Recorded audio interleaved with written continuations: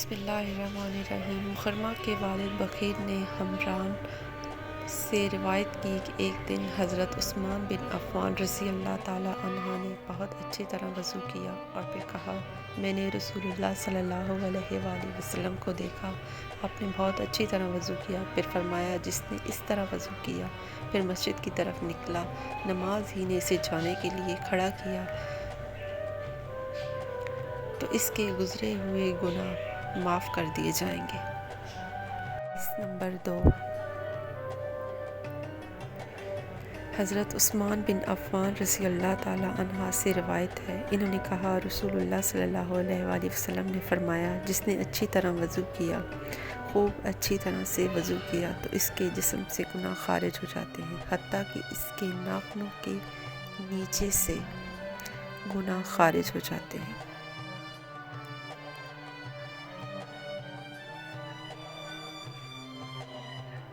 حدیث نمبر 3، حضرت ابو ہریرہ رضی اللہ تعالیٰ عنہ سے روایت ہے کہ رسول اللہ صلی اللہ علیہ وآلہ وسلم نے فرمایا، جب ایک مسلم بندہ یا مومن وضو کرتا ہے اور اپنا چہرہ دھوتا ہے تو پانی یا پانی کے آخری قطرے کے ساتھ اس کے چہرے سے گناہ جھڑ جاتے ہیں جنہیں اس نے آنکھوں سے دیکھتے ہوئے کیا تھا، خارج ہو جاتے ہیں۔ اور جب وہ بندہ ہاتھ دھوتا ہے تو پانی یا پانی کے آخری قطرے کے ساتھ وہ سارے گناہ جو اس کے ہاتھوں سے پکڑ کر کیے تھے خارج ہو جاتے ہیں۔ اور جب وہ اپنے دونوں پاؤں دھوتا ہے تو پانی کے آخری قطرے کے ساتھ وہ تمام گناہ جو اس کے پیروں نے چل کر کیے تھے نکل جاتے ہیں،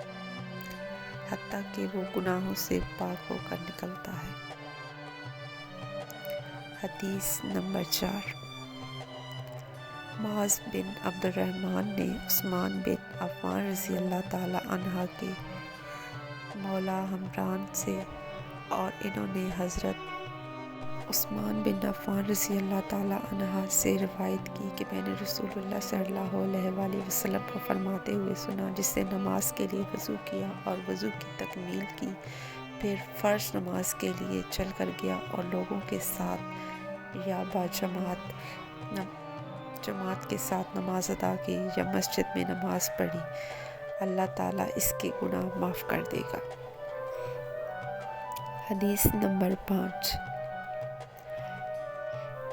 حمام بن منبع سے منقول ہے، انہوں نے کہا، یہ حدیث ہے جو حضرت ابو ہریرہ رضی اللہ تعالیٰ عنہ نے ہمیں محمد عربی صلی اللہ علیہ وآلہ وسلم سے سنائی۔ پھر انہوں نے کچھ حدیث بیان کی، ان میں سے یہ بھی تھی کہ رسول اللہ صلی اللہ علیہ وآلہ وسلم نے فرمایا، جب تم میں سے کوئی وضو کرے تو دونوں نتنوں سے ناک میں پانی ڈالے اور پھر ناک جھاڑے۔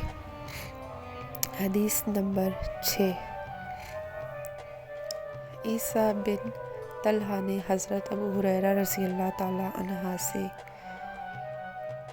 روایت کی کہ نبی کریم صلی اللہ علیہ وآلہ وسلم نے فرمایا، جب تم میں سے کوئی نیند سے بیدار ہو تو وہ 3 بار ناک جھاڑے، شیطان اس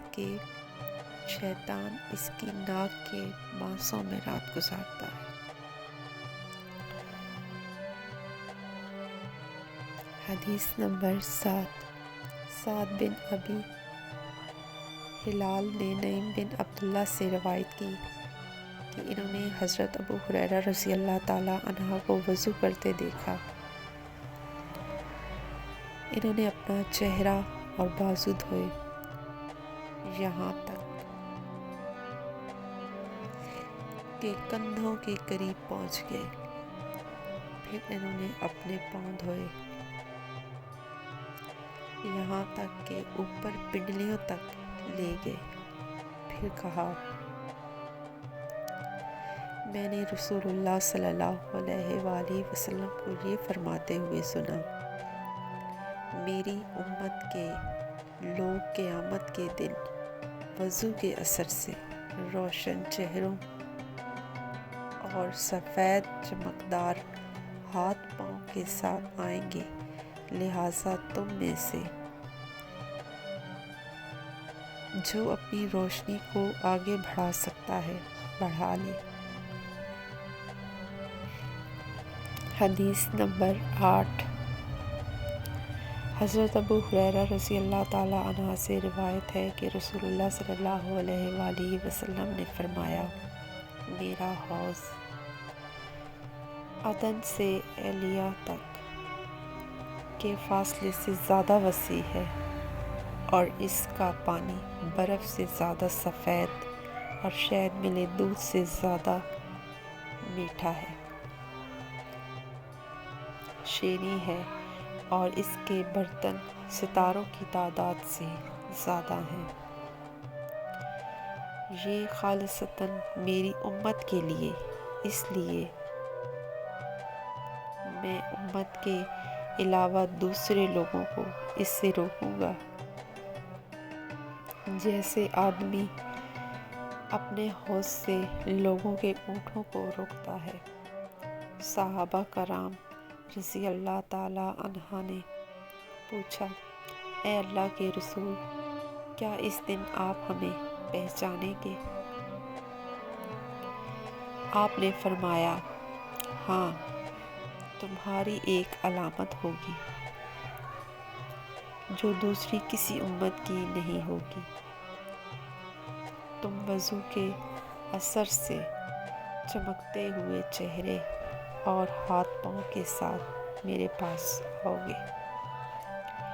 حدیث نمبر 9۔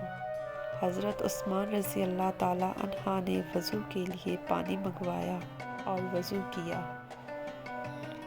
تو دونوں ہاتھوں کو 3 بار دھویا، پھر کلی کی اور ناک میں پانی ڈال کر ناک جھاڑی، پھر 3 بار چہرہ دھویا، پھر 3 بار دایاں بازو کونیوں تک دھویا، پھر اسی طرح بایاں بازو دھویا، پھر اپنے سر کا مسح کیا، پھر 3 بار اپنا دایاں پاؤں ٹخنوں تک دھویا، پھر اسی طرح بایاں پاؤں دھویا۔ پھر کہا، میں نے رسول اللہ صلی اللہ علیہ وآلہ وسلم کو دیکھا تھا کہ آپ نے اسی طرح وضو کیا جس طرح میں نے کیا۔ پھر رسول اللہ صلی اللہ علیہ وآلہ وسلم نے فرمایا، جس شخص نے میرے اس وضو کی طرح وضو کیا، پھر اٹھ کر 2 رکعتیں ادا کی، ان دونوں کے درمیان میں اپنے آپ سے باتیں نہ کی، اس کے گزشتہ گناہ معاف کر دیے جائیں گے۔ حدیث نمبر 10۔ حضرت عبداللہ بن عمر رضی اللہ تعالیٰ عنہ ابن عامر رضی اللہ تعالیٰ عنہ کے پاس گئے، ان کی عیادت کے لیے گئے، وہ بیمار تھے۔ ابن عامر رضی اللہ تعالیٰ عنہ نے کہا، ابن عمر، کیا آپ میرے لیے اللہ تعالیٰ سے دعا نہیں کریں گے؟ انہوں نے کہا، میں نے رسول اللہ صلی اللہ علیہ وآلہ وسلم سے سنا، آپ نے فرمایا، نماز پاکیزگی کے بغیر قبول نہیں ہوتی، نہ صدقہ نہ حق حاصل کیے گئے مال سے قبول ہوتا ہے، اور آپ بصرہ کے حاکم رہ چکے ہیں، مبادا آپ کے پاس کوئی ایسا مال آ گیا ہو